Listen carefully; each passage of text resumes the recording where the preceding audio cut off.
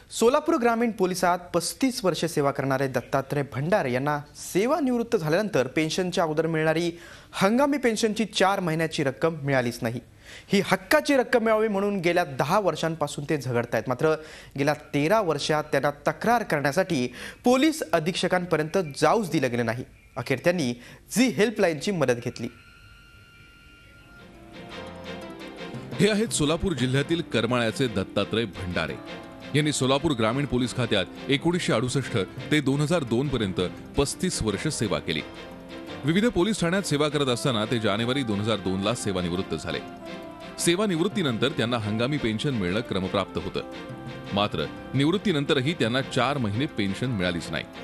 त्यामुळे निवृत्तीनंतर 4 महिने त्यांना मोठ्या आर्थिक टंचाईचा सामना करावा लागला।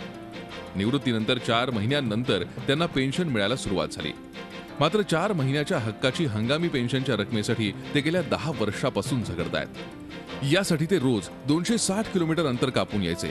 मात्र त्यांना सोलापूर पोलीस अधीक्षकापर्यंत पोहोचू दिलं जात नव्हतं। त्यामुळे न्याय मिळवण्यासाठी त्यांनी अखेर झी हेल्पलाईनची मदत घ्यायचं ठरवलं। पेन्शनशिवाय आम्हाला दुसरा काय आधार आहे का? मी भूमिहीन माणूस आहे, परंतु त्याचा पाठपुरावा करून सुद्धा जर पैसे मिळत नाहीत, म्हणजे आम्ही जिवंत असेपर्यंत जर मिळलं तर आम्ही त्यांचं भाग्यच समजतो। मग ह्या सगळ्या परिस्थितीला कंटाळून आम्ही झी 24 तासाकडे तक्रार केली।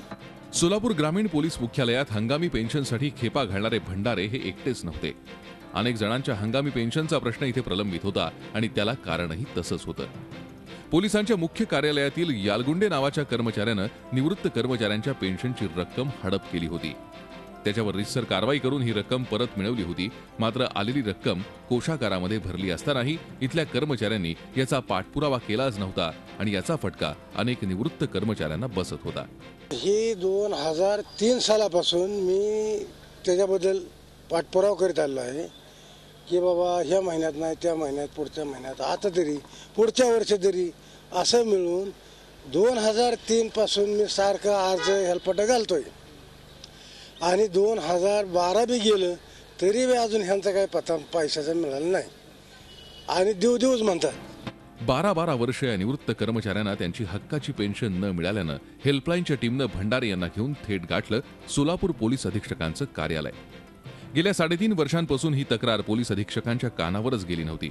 त्यामुळे त्यांनी या सेवानिवृत्त शिपायाचं म्हणणं काळजीपूर्वक ऐकून घेतलं आणि त्यांच्यासह इतर कर्मचाऱ्यांच्या पेन्शनचा प्रश्नही लवकरात लवकर मार्गी लावण्याचं आश्वासन त्यांनी झी हेल्पलाईनला दिलं।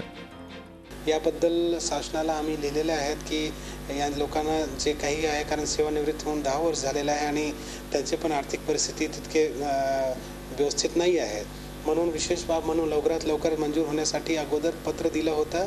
आज मला लक्षात आलेलं आहे, मी माझ्या ओएसला आणि संबंधित अकाउंट ब्रांचच्या लोकांना त्वरित मॅटर परत एकदा सिस्टमॅटिक ॲक्शन प्लॅन करून माझ्यासमोर पुटअप करण्यासाठी बोललेलो आहोत आणि आता आम्ही मंत्रालयाला लेवलवर फॉलोअप करून लवकरात लवकर त्यांच्याकडून आदेश घेऊन आमचे सर्व सेवानिवृत्त कर्मचारी जे आता अडचणीत आहेत त्यांना बाहेर काढण्याचा आम्ही 100% प्रयत्न करू। पोलीस अधीक्षकांच्या आश्वासनानंतर आता केवळ भंडारे यांच्यासोबतच इतर निवृत्त कर्मचाऱ्यांच्या पेन्शनचा प्रश्न मार्गी लागलाय।